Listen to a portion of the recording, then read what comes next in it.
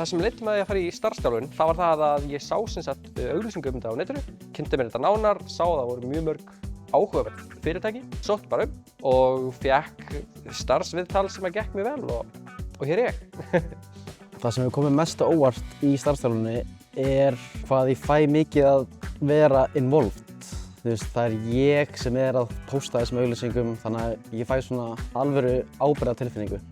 En svo í kennslustofunum erum við rosalega mikið í fræðilega hlutunum. En núna fáum við loksins að fara á vinnumarkaðinn og gera það sem við lærðum á þann hátt sem ekki hægt að kenna í kennslusund. Starfsþjálfunin hefur 100% aukið sjálfstraustið mitt og líka bara upp á það að gera eitthvað sem ég hef aldrei gert áður og gera það aftur og aftur. Það byggir upp mjög mikið sjálfstraust. Ég myndi virkilega mæla með þessu. Þetta snertir mörg svið viðskiptafræðin.